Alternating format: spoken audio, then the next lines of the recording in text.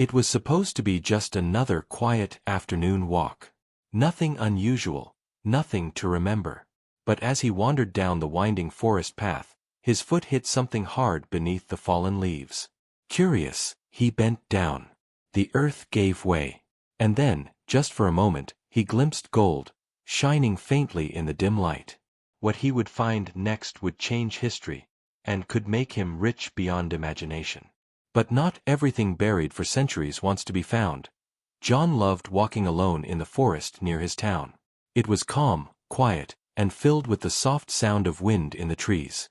Birds chirped, and the leaves rustled under his feet. He walked the same path often, but that day, something felt different. The forest was darker. Shadows seemed to stretch further than before. A thin mist curled around the tree trunks. John felt a chill, even though it was a warm afternoon. He shrugged and kept walking. As he stepped over a cluster of roots, his foot hit something hard. He stopped. Something was buried under the soil and leaves. Curiosity rose inside him. He knelt and started brushing the dirt away. At first, it looked like a small rock. Then, the sun caught it, and it glinted gold. John froze. It was a coin. But not any coin. The design was strange, intricate, and old. Ancient, even. His heart raced. He dug carefully, revealing more coins. Then he saw something larger, a small box. It was old, wooden, and wrapped in metal. He could barely lift it, but he pulled it free. Dust covered the carvings, but he could see Roman letters and symbols. John sat back. He didn't know much about history, but he knew this was important. This wasn't just treasure. It was history hidden for centuries. He felt a mixture of fear and excitement. What else could be buried here? He looked around, but the forest seemed quiet again. Too quiet. The birds had stopped singing. Only the soft rustle of leaves whispered around him. Then, in the corner of his eye, he saw a shadow move. Something, or someone, was watching. John's heart jumped. Was it a person? Or something else? He couldn't tell. He took a deep breath, holding the treasure close. He had to be careful. This was not just a find. This could be dangerous. People would want it. Maybe too much. And then he noticed an inscription on the box. It was faded, but one word stood out. Rome. It sent shivers down his spine. He looked around again. The forest seemed alive now, like it was waiting. And deep down, John realized he had stumbled upon something far bigger than coins or a box. The question remained, what had been hidden here for hundreds of years, and who would stop at nothing to find it? John stared at the box in his hands. The metal straps were old, corroded, but still strong. He ran his fingers over the carvings, tracing the letters. They were Roman, he was sure. But what did they mean? And why was something so valuable hidden in this quiet forest? He opened the box slowly, careful not to break it. Inside, the coins glimmered in a golden heap, each stamped with the faces of emperors long dead. But that was not all. Beneath the coins, wrapped in a thick cloth, was a small, fragile scroll. The paper smelled old, like dust and smoke. John unrolled it carefully. Strange symbols filled the surface, along with drawings of strange buildings, strange weapons, and strange men in armor. He didn't understand them. But the images made his heart pound. This was more than treasure. It was a story, a map, maybe even a warning. Suddenly, a noise made him jump. A twig snapped behind him. He spun around. The forest was still, the mist curling in strange shapes. Nothing moved, at first. Then he thought he saw a figure, just for a second, between the trees. Pale, silent, watching. John's hands shook. He wasn't alone. Whoever, or whatever, was in the forest seemed to know he had found something. He stuffed the scroll back in the box, careful to cover the coins. Then he picked up the box and started walking back toward the path. Every step felt heavy. The forest seemed darker now. Shadows seemed to stretch and reach toward him. The birds were silent, the wind barely moved. And then, as he passed a fallen tree, he heard it again, a soft whisper. Not words, just a sound. Almost like someone calling his name. John froze. He wanted to run, but his curiosity pushed him forward. He had to know what this treasure really was. Back home, he carefully examined the coins and the box under his desk lamp. The gold was real. He could feel it. Some coins were stamped with emperors he had never heard of. Some showed symbols he couldn't understand. Then he noticed the box had a secret compartment. Hidden under a false bottom, he found a small key. Rusty, tiny, but intricately carved. And on it, more Roman letters, virtus. Courage. Virtue. Something important. Something dangerous. John realized this treasure was not just gold. Someone had hidden it for a reason. And if it had survived this long, maybe it was meant to be found now, for someone. But who? And why? That night, John couldn't sleep. Every shadow in his room seemed alive. Every creak of the house made him jump. And in his dreams, he saw the forest. The coins glimmered, the scroll moved, and the figure from the trees reached for him. Morning came, but the unease did not leave. He knew he had to learn more about the coins and the scroll. But he also knew that some forces might be watching him, waiting for him to make a mistake. And he realized with a shiver that this treasure could bring more danger than he had ever imagined. The question haunted him: who had hidden this treasure, and what were they protecting so desperately for centuries? And deep down, John sensed something terrible. He was not alone in wanting it. John couldn't stop thinking about the treasure. He had spent the night staring at the coins and the scroll, turning the key over and over in his hands. Something about it felt alive. Not alive like a creature, but alive with history, power, and a story that had waited centuries to be told. He decided to do what any curious person would do: investigate. He grabbed his phone and started taking pictures of the coins and the box. Then he looked up the symbols on the scroll.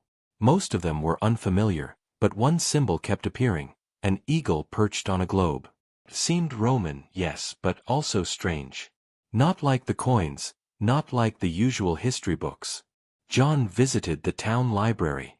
Dusty books lined the shelves, each with fading gold letters. He flipped through volumes on Roman history, Roman coins, and lost treasures. Hours passed. Nothing matched exactly. And yet, that eagle symbol kept gnawing at him. Finally, he found a reference in a book so old the pages crumbled in his hands. The symbol was linked to a secret Roman legion, one that had vanished without a trace. Historians had long debated its existence. Some called it a myth. But the book described a treasure, hidden away by this legion before it disappeared. And it mentioned something else, words that made John's stomach turn. Those who seek, beware the shadow that follows. His hands trembled. Shadow. Just like in the forest. Someone, or something, had been guarding this treasure. For centuries. And maybe it still was. John's curiosity turned into obsession. Every night, he studied the coins, the box, the scroll. He drew maps of the symbols, tried to decipher the writings. Each night, he felt a presence. Sometimes he thought it was the wind.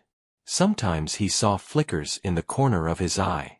Always the feeling that someone was watching. One evening, he noticed a small mark on the scroll he had missed before. A faint map of a location, not far from the forest, hidden under the layers of an old Roman settlement. The map showed a path, ruins, and a spot marked with the same eagle symbol. Could this be the next clue? The place where the rest of the treasure was hidden? John felt a mixture of fear and excitement. The coins and box were just the beginning. If the map was correct, this was bigger than he imagined. He knew he couldn't tell anyone. Not yet. People would come, curious and greedy, and he couldn't risk it falling into the wrong hands. That night, as he lay in bed staring at the ceiling, he thought about the shadow again. The forest figure, the whisper, everything made sense now. The treasure had a protector. Or maybe a warning. and he had ignored it. John knew one thing: he had to follow the map. The risk was high, but the reward could change history. And yet, as he drifted into uneasy sleep, he couldn't shake the feeling that he wasn't the first to find this path, or that he would be the last to survive it.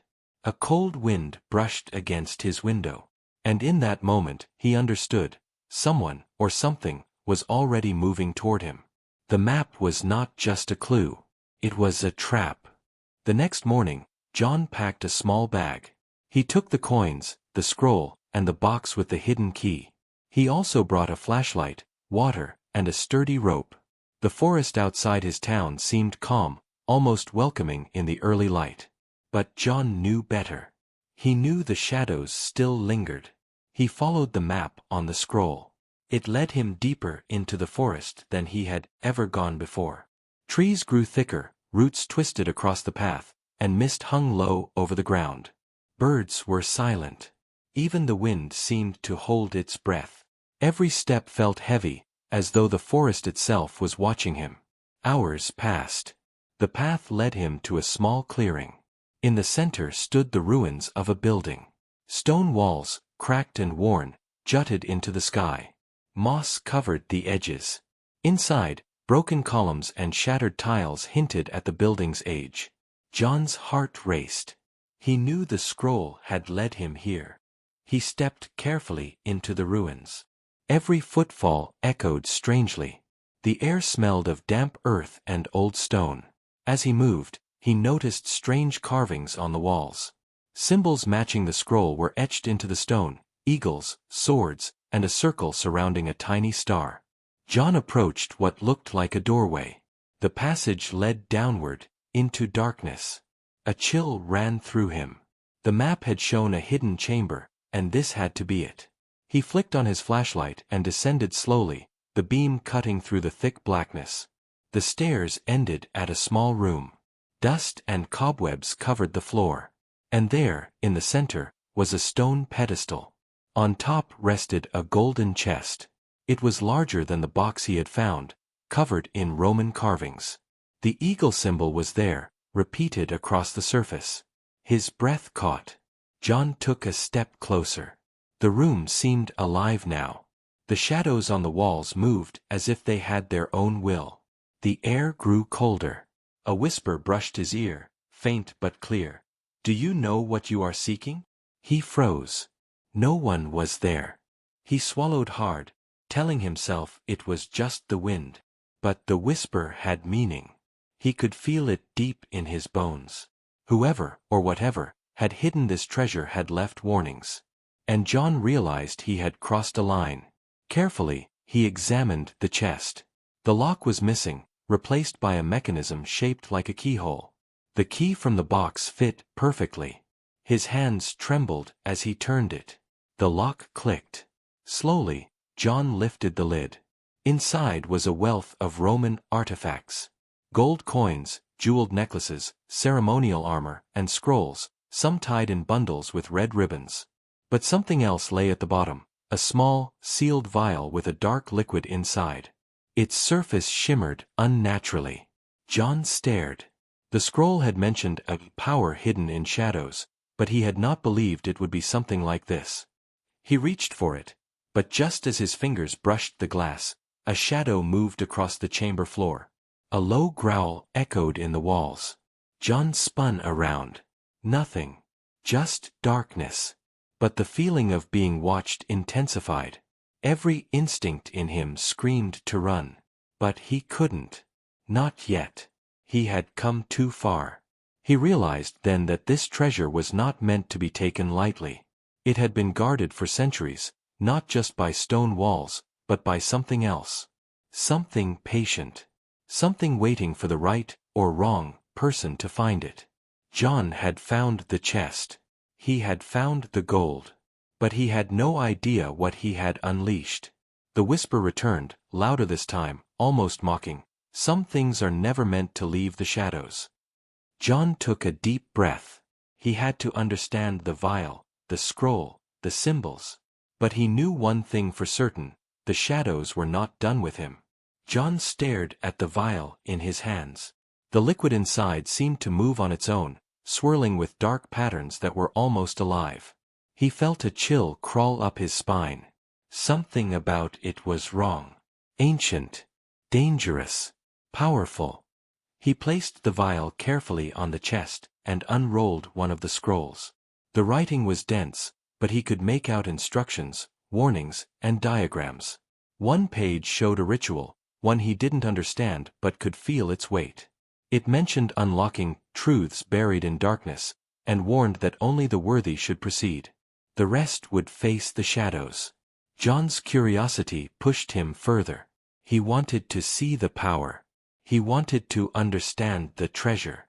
He didn't know then that some doors, once opened, could never be closed. The chamber felt colder. The shadows in the corners stretched and twitched. At first, John thought it was a trick of the flashlight. But then, a shape formed, a dark figure, taller than any man, almost transparent, eyes glowing faintly red. It moved without a sound, circling him. John froze. His heart pounded. The whispers returned, this time louder and more urgent. You were warned. You were not chosen. The shadow stopped. It seemed to study him, and John felt an ancient intelligence behind the glowing eyes. He realized that the treasure had a guardian. Not just stone, not just secrecy, but a force that had waited centuries for someone to claim, or fail. The fear was overwhelming, but John's curiosity was stronger. He touched the vial lightly. The shadows reacted immediately. They lunged, stretching across the walls and floor like liquid darkness. The air crackled. John stumbled back, clutching the vial. Then, as suddenly as it started, the movement stopped. The shadows retreated slightly, forming shapes that resembled Roman soldiers, frozen in eternal battle poses, guarding the chest. The whispers faded into silence, but the presence remained. John understood, he had awakened something, but it had not attacked, yet. He looked at the scroll again. One line stood out. To take is to bind yourself. To leave is to survive. The meaning hit him. This treasure, the vial, the gold, it was a test. And he had passed the first step just by finding it. But the real challenge was still ahead. John took a deep breath and made a choice. He needed answers. He would follow the scroll's instructions. Carefully, he placed the vial on a small altar carved into the stone floor. The carvings matched the symbols on the vial and the key. Slowly, he inserted the key into a hidden slot next to the altar. The ground shook lightly. Dust fell from the ceiling. Shadows twisted and writhed around him. A low hum filled the chamber, vibrating through his bones. Light shone from the vial, bright and almost blinding, casting long shadows across the walls. John felt a presence beside him, whispering in a language he didn't understand. The shadows pressed closer, almost curious now, waiting to see what he would do. His hand hovered over the vial. Then, as he touched it, the light surged, filling the chamber.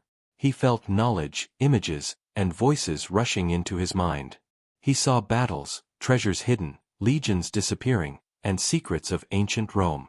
And in the very last moment, a warning. Someone else knew about the treasure. Someone was coming. The shadows contracted suddenly, retreating to the corners, leaving John alone with the glowing vial. But he could feel it. Outside the ruins, movement stirred in the forest.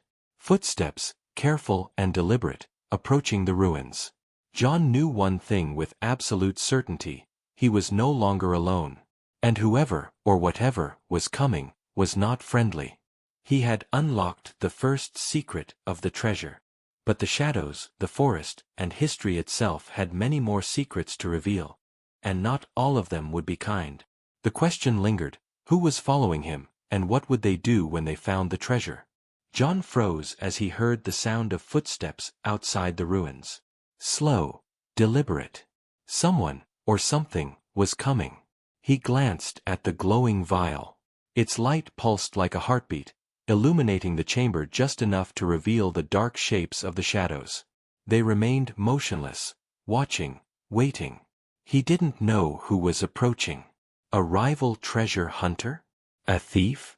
Or someone connected to the secrets of the Roman legion. His mind raced. He had imagined danger, but reality was heavier, sharper, colder. John grabbed the box and the scroll. The vial, he knew, was too powerful to move. He needed a plan, and he had almost none. His heart pounded as the footsteps grew louder. Then he heard a voice, low and commanding. "Step out. We know you are there. Leave the treasure." John swallowed hard.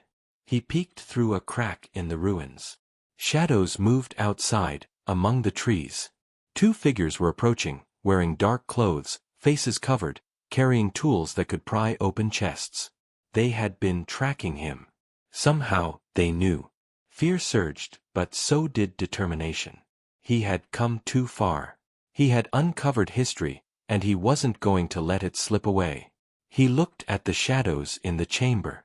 The ghostly soldiers seemed almost alive, as if sensing his intent. John realized the shadows were protecting the treasure, but only if he stayed brave. The pursuers reached the entrance of the ruins. They paused, scanning the chamber. John held his breath. One wrong move, one sound, and they would find him. The shadows remained still, but a low hum filled the air, a warning, a pulse of power from the vial. Then John remembered the scroll. The instructions mentioned using the altar and the key together to conceal the treasure temporarily. He ran his hands over the carved symbols, following the diagrams carefully. As he finished, the light from the vial intensified, blindingly bright. Outside, the pursuers recoiled, shielding their eyes. The shadows on the walls seemed to twist and expand, forming shapes that mimicked the figures outside. The intruders hesitated. John realized that the treasure itself had ways to defend itself, ways he barely understood. He took a deep breath and whispered a line from the scroll. Virtus et secretum. Courage and secrecy. The altar shuddered. The vial's glow enveloped the room, and when the light dimmed, the chest, coins and scroll were gone. The shadows remained, silent and watchful, hiding the treasure from view. The pursuers entered cautiously. The chamber seemed empty. Dust hung in the air. The shadows were gone, or so it seemed. One of the intruders reached the altar, confusion on his face. John stayed hidden, heart pounding. The treasure had vanished, leaving only the illusion of emptiness. The intruders argued, unaware that the chamber itself had concealed the prize. Then, frustrated, they left, muttering threats. John exhaled slowly. He had survived. But he knew they would come back. Others would come. The secret of the Roman treasure could not stay buried forever. John realized something chilling. The treasure was not just gold and coins. It was a living secret, guided by shadows, waiting for someone who could protect it, or be destroyed by it. And now, he was part of its story. He left the ruins carefully, the mist curling around his legs like silent hands. The forest felt alive, watching, waiting. And deep inside, John understood that his life had changed forever. He was no longer just a man who had found treasure. He was a guardian, or perhaps a target. The question lingered in his mind, who would find him next, and would the shadows be enough to protect him this time? John returned to his small apartment, exhausted but alert. He carried the box and the scroll, but the vial stayed hidden in the ruins. Its power was too great, too unpredictable. Even a short touch could change reality, or end his life. Days passed. John studied the scroll. Night after night, he traced the symbols, deciphered the ancient letters, and pieced together the story of the vanished Roman legion. The treasure was not just wealth, it was a key to knowledge lost for centuries. It spoke of battles, strategies, and secrets that could reshape history. But one line kept haunting him: the shadows choose the worthy. The unworthy vanish. Then came the knock on the door. Sharp, sudden. John froze. No one had known he had taken the treasure, or had they? He peeked through the peephole. A man in dark clothing stood there. No tools, no weapons visible, but his presence felt dangerous. Calm. Patient. John slipped the box under his bed and opened the door. The man spoke softly. I know what you found. The treasure, the vial, the scroll. You cannot carry it alone. John's heart raced. How did he know? Had the shadows reached beyond the ruins? Or had someone been tracking him all this time? I can protect it, John stammered. I found it. I followed the map. I don't want anyone to get hurt. The man nodded slowly. You have courage. The shadows chose you, for now. But the treasure has a will. It tests those who hold it. You must understand the vial's secret before the wrong hands find it. John realized then, the vial was not gold, not treasure in the usual sense. It was knowledge, power, history condensed into liquid form. It could reveal the truth of the Roman Empire, the hidden legions, and their secrets. But if misused, it could destroy lives. The man guided John back to the ruins. The forest seemed alive, the trees whispering. Shadows twisted along the ground, larger now, moving with intention. The vial glowed faintly, waiting. Inside the chamber, John placed the vial on the altar again. The shadows rose from the walls, forming massive shapes, Roman soldiers, their eyes glowing, faces frozen in eternal vigilance. But this time, they did not threaten him. They observed. The shadows seemed to judge him. John whispered the words from the scroll. Virtus et secretum. The glow from the vial spread, filling the chamber. Images of the past flashed in his mind. Battles, treasures, rituals, and secrets hidden from the world. He understood the legion's purpose. They had hidden knowledge that could change history, protect empires, and destroy the unworthy. Then the shadows moved closer, surrounding the vial, the chest, and John. A voice echoed in his mind. You are chosen. Protect. Learn. Share wisely. John exhaled. The chamber was quiet now, calm. The shadows receded, leaving him alone, but he knew they would always be there, watching, guiding, waiting. He understood the weight of the treasure. It was not just gold or relics. It was the legacy of a lost world. As he stepped out of the ruins, the forest seemed less threatening, almost respectful. The man who had followed him nodded. You are ready, he said. History has chosen you as its keeper. But remember, you are never truly alone. The shadows will follow, and so will those who seek what they should not.